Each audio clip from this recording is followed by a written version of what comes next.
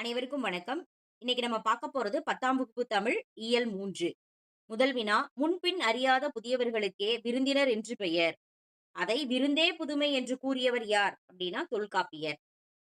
இல்லறம் புரிவது விருந்தோம்பல் செய்யும் பொருட்டே என்று திருவள்ளுவர் எந்த அதிகாரத்தில் எந்த இயலில் கூறியுள்ளார் அப்படின்னா விருந்தோம்பல் அதிகாரத்தில் இல்லறவியல்ல கூறியிருக்காரு. மோப்பக்குழையும் அனிச்சம் இவ்வரி எந்த பொருளை விளக்க உவமையாக பயன்படுத்தியுள்ளார் அப்படின்னா விடை முகம் வேறுபடாமல் முகமலர்ச்சியோடு விருந்தினரை வரவேற்க வேண்டும் அப்படிங்கிறதுக்காக மோப்பக்குழையும் அனிச்சம் அப்படிங்கிற வரிய உவமையாக திருவள்ளுவர் பயன்படுத்தி இருக்காரு. 4வது வினா, கோவலனை பிரிந்து வாழும் கண்ணகி அவனை பிரிந்ததை விட எந்த நிலையை எண்ணி வருந்துவதாக இளங்கோவடிகள் குறிப்பிடுகிறார் அப்படின்னா விருந்தினரை போற்ற முடியாத நிலையை எண்ணிதான் கண்ணகி வருந்துவதாக இளங்கோவடிகள் கூறியிருக்காரு.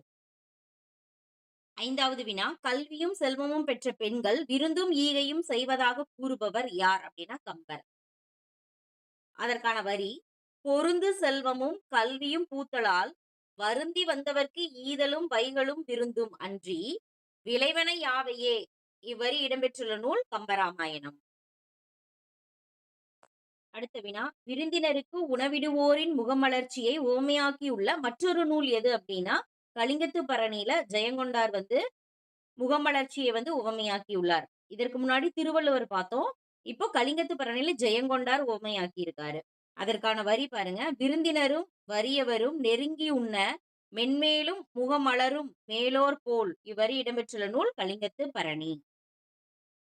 அடுத்த வினா, உண்டால் அம்மை இவ்வுலகம் இந்திரர் அமிழ்தம் ஏய்வதாயினும் இனிது என தமியர் உண்டலும் இலரே அப்படிங்கிற வரி இடம்பெற்றுள்ள நூல் எது, எழுதியவர் யார் அப்படின்னா நூல் புறநானூறு.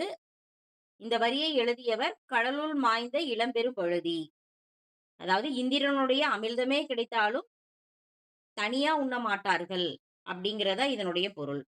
அடுத்த வினா, விருந்தினரை வழி அனுப்பும் பொழுது அவர்கள் செல்லவிருக்கின்ற 4 குதிரைகள் பூட்டப்பட்ட தேர்வரை 7 அடி நடந்து சென்று வழி அனுப்பினர்.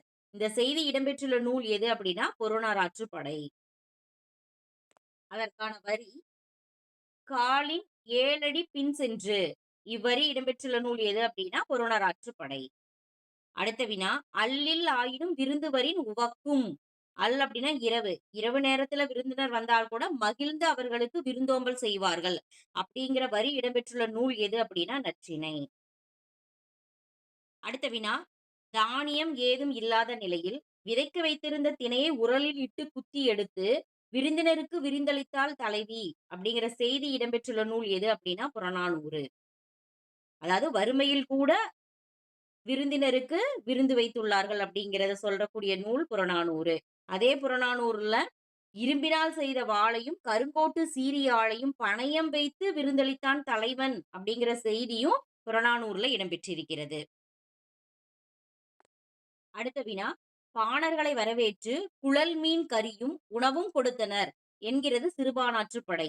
இவ்வகைய விருந்து எந்த நிலத்தவர் கொடுத்தனர் அப்படின்னா நெய்தல் நிலத்தவர். வினா, பலர்புகு வாயில் அடைப்ப கடவுணர் வருவீர் உளீரோ. இவ்வாறு கேட்கும் பழக்கம் இருந்ததை பற்றி கூறும் நூல் எதுனா குறுந்தொகை. பெரிய கதவுகளை அடைப்பதற்கு முன்னாடி விருந்தினர் யாராவது இருக்காங்களான்னு பார்த்துட்டு கதவை அடைக்கக்கூடிய பழக்கம் சங்க இலக்கியத்தில் இருந்ததை பற்றி கூறும் நூல் குறுந்தொகை. சத்திரங்கள் யாருடைய ஆட்சி காலத்தில் பெருகின அப்படின்னா நாயக்கர் மற்றும் மராட்டியருடைய காலத்தில் சத்திரங்கள் பெருகின. அடுத்த வினா, வாழை இலை விருந்து விழா எங்கு கொண்டாடப்படுகிறது அப்படின்னா அமெரிக்காவில் மினசோட்டா தமிழ்ச்சங்கத்துல இந்த வாழை இலை விருந்து கொண்டாடப்படுகிறது. சிறிய உணவு வகைகளை இலையில் எந்த பக்கம் வைப்பர் அப்படின்னா வாழை இலையின் இடது ஓரத்தில் வைப்பர். பெரிய உணவு வகைகளை இலையின் எந்த பக்கம் வைப்பர் அப்படின்னா வாழை இலையின் வலது ஓரத்தில் வைத்து பரிமாறுவார்கள். அடுத்த வினா, காசிக்காண்டம் என்ற நூலின் ஆசிரியர் யார் அப்படின்னா அதிவீரராம பாண்டியர். வெற்றி வேர்க்கை என்று அழைக்கப்படும் நூல் எது அப்படின்னா நருந்தொகை. அரசராகவும் புலவராகவும் இருந்த கொற்கையின் அரசர் யார் அப்படின்னா அதிவீரராம பாண்டியர் தான் அரசராகவும் இருந்தாரு, புலவராகவும் இருந்தார். அதிவீரராமிய பாண்டியரனுடைய பட்டப்பெயர் என்ன அப்படின்னா சீவளமாறன். அதிவீரராம பாண்டியரனுடைய பட்டப்பெயர் சீவளமாறன்.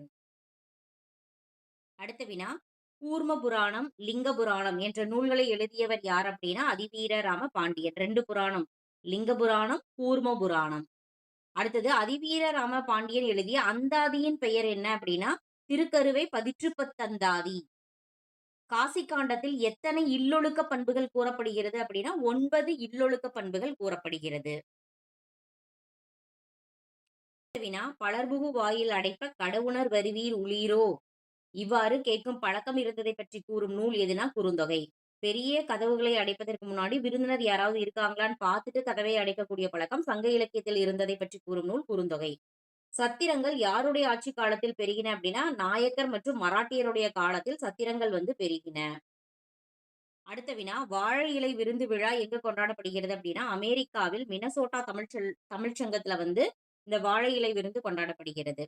சிறிய உணவு வகைகளை இலையில் எந்த பக்கம் வைப்பர் அப்படின்னா வாழை இலையின் இடது ஓரத்தில் வைப்பர். பெரிய உணவு வகைகளை இலையின் எந்த பக்கம் வைப்பர் அப்படின்னா வாழை இலையின் வலது ஓரத்தில் வைத்து பரிமாறுவார்கள். அடுத்த வினா காசி காண்டம் என்ற நூலின் ஆசிரியர் யார் அப்படின்னா அதிவீரராம பாண்டியர். வெற்றி வேர்க்கை என்று அழைக்கப்படும் நூல் எது அப்படின்னா நருந்தொகை. அரசராகவும் புலவராகவும் இருந்த கொற்கையின் அரசர் யார் அப்படின்னா அதிவீரராம பாண்டியர் தான் அரசராகவும் இருந்தாரு, புலவராகவும் இருந்தார். அதிவீரராமிய பாண்டியரனுடைய பட்டப்பெயர் என்ன அப்படின்னா சீவளமாறன். அதிவீரராம பாண்டியரனுடைய பட்டப்பெயர் சீவளமாறன். அடுத்த வினா கூர்ம புராணம் லிங்க புராணம் என்ற நூல்களை எழுதியவர் யார் அப்படின்னா அதிவீரராம பாண்டியன். 2 புராணம், லிங்க புராணம், கூர்ம புராணம். அடுத்தது அதிவீரராம பாண்டியன் எழுதிய அந்தாதியின் பெயர் என்ன அப்படின்னா திருக்கருவை பதிற்றுப்பத்தந்தாதி. காசி காண்டத்தில் எத்தனை இல்லொழுக்க பண்புகள் கூறப்படுகிறது அப்படின்னா 9 இல்லொழுக்க பண்புகள் கூறப்படுகிறது. அடுத்த வினா இலையை மடிப்பதற்கு முந்தைய வினாடிக்கு முன்பாக மறுக்க மறுக்க பரிமாறப்பட்ட கூடுதல் இட்லியில் நீண்டு கொண்டிருக்கிறது பிரியங்களின் நீள் சரடு. இக்கவிதையை எழுதியவர் யார்? விடை கா. அம்சப்பிரியா. பிள்ளை தமிழ் எத்தனை வகைப்படும் அப்படின்னா 2 வகைப்படும். குமரகுருபரர் எழுதிய பிள்ளைத்தமிழ் நூல்கள் எவை எவை? முத்துக்குமார சுவாமி பிள்ளைத்தமிழ், மீனாட்சி அம்மை பிள்ளைத்தமிழ். அடுத்த வினா எந்த பருவத்தில் குழந்தை தன் கைகளில் ஊன்றி ஒரு காலை மடக்கி மற்றொரு காலை நீட்டி தலை நிமிர்ந்தும் முகம் அசைத்தும் ஆடும் அப்படின்னா செங்கீரை பருவத்தில். செங்கீரை பருவத்திற்குரிய மாதங்கள் எது அப்படின்னா 5, 6ஆம் மாதங்கள்.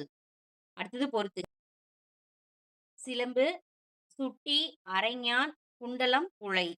சிலம்பு அப்படிங்கிறது காலில் அணிவது, சுட்டி அப்படிங்கிறது நெற்றியில் அணிவது, அரைஞான் அப்படிங்கிறது இடையில் அணிவது, குண்டலம் குழை அப்படிங்கிறது காதில் அணிவன. அடுத்த வினா குமரகுருபரர் எந்த நூற்றாண்டை சார்ந்தவர் அப்படின்னா 17ஆம் நூற்றாண்டை சார்ந்தவர். வினா திருவாரூர் மும்மணிக்கோவை, சகலகலா வள்ளி மாலை இந்த நூல்களை எழுதியவர் யார் அப்படின்னா குமரகுருபரர். நீதிநெறி விளக்கம், மதுரை கலம்பகம் இந்நூல்களை எழுதியவர் அவரும் குமரகுருபரர் தான். கரிசல் இலக்கியம் எந்த வட்டார பகுதியில் தோன்றியது அப்படின்னா கோவில்பட்டியை சுற்றியுள்ள பகுதியில தான் கரிசல் இலக்கியம் தோன்றியது.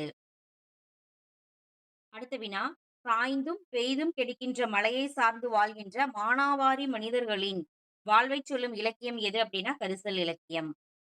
கி. ராஜநாராயணனுக்கு முன் கரிசல் இலக்கியத்தை எழுத தொடங்கியவர் யார் அப்படின்னா கு. அழகிரிசாமி. கரிசல் களத்தையும் அங்குள்ள மக்களையும் மையப்படுத்தி கரிசல் இலக்கியத்தை நிலைநாட்டியவர் யார் அப்படின்னா கி. ராஜநாராயணன். கோபுல்லபுரத்து மக்கள் என்ற புதினத்தை எழுதியவர் யார் அப்படின்னா கி. ராஜநாராயணன். கி. ராஜநாராயணனின் சொந்த ஊர் எது அப்படின்னா இடைசெவல். கோபல்லபுரத்து மக்கள் என்ற புதினத்திற்கு எப்பொழுது சாகித்ய அகாதமி விருது வழங்கப்பட்டது அப்படின்னா 1991. கோபல்லபுரத்து மக்கள் என்ற புதினம் எதனை பின்னணியாக கொண்டு எழுதப்பட்டதுன்னா விடுதலை போராட்டத்தை பின்னணியாக வைத்து இந்த கோபல்லபுரத்து மக்கள் அப்படிங்கிற புதினம் எழுதப்பட்டது. வட்டார சொல்லகராதியை உருவாக்கியவர் யார் அப்படின்னா கி. ராஜநாராயணன். கோபல்லபுரத்து மக்கள் கதையில் வரத்துக்காரனின் சொந்த பெயர் என்ன அப்படின்னா பரமேஸ்வரன். வரத்துக்காரனா புதியவன் அப்படிங்கிற பொருள்.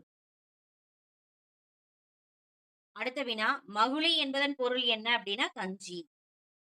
லாட சந்நியாசிகளின் உடை பற்றிய தகவல் எந்த நூலில் இடம்பெற்றுள்ளது அப்படின்னா கோபல்லபுரத்து மக்கள். அடுத்த வினா ஒரு தொடரில் இரு சொற்களுக்கு இடையே சொல்லோ உருவோ மறைந்து வருவது எவ்வகை தொடர் அப்படின்னா தொகைநிலை தொடர். அடுத்த வினா, மதுரை சென்றார். அதாவது இந்த பக்கம் தொகை, தொகை அப்படின்னு குடுத்திருக்காங்க. தொகை அப்படின்னா மறைந்து வருதல் அப்படிங்கிற பொருள். இங்க மதுரை சென்றார் அப்படிங்கிறதுல மதுரைக்கு மறைந்து வருகிறது. அதனால இது வேற்றுமை தொகை. தேர்ப்பாகன் அப்படின்னா, அப்படிங்கிற வேற்றுமை உருவும், ஓட்டும் அப்படிங்கிற பயனும் மறைந்து வருகிறது. தேரை ஓட்டும் பாகன். அப்ப உருவும், பயனும் உடன் தொக்க தொகை. வீசு தென்றல் அப்படிங்கிறதுல 3 காலம் மறைந்து வருகிறது. வீசிய தென்றல், வீசும் தென்றல், வீசுகின்ற தென்றல் அப்படிங்கிற 3 காலமும் மறைந்து வருவதால் இது வினைத்தொகை. மலர்க்கை, மலர் போன்ற கை, போன்ற அப்படிங்கிற உவமை உருவு மறைந்து வருவதால் இது உவமை தொகை. அப்ப மதுரை சென்றார் அப்படிங்கிறது வேற்றுமை தொகை. மறைந்து வருகிறது. தேர்ப்பாகன் அப்படிங்கிறதுல தேரை ஓட்டும் ஐங்கிற உருவும், ஓட்டும்ங்கிற பயனும் மறைந்து வருவதால் இது உருவும், பயனும் உடன் தொக்க தொகை. வீசு தென்றல் அப்படிங்கிறதுல 3 காலம் மறைந்து வருவதால் இது வினைத்தொகை. மலர்க்கையில மலர் போன்ற, போன்றங்கிற உருவு மறைந்து வருவதால் இது உவமை தொகை. அதுபோலவே இன்னொரு பொறுத்துக. செங்காந்தல், செங்காந்தல் செம்மை, மை மறைந்து வருகிறது. அப்ப அது பண்பு தொகை.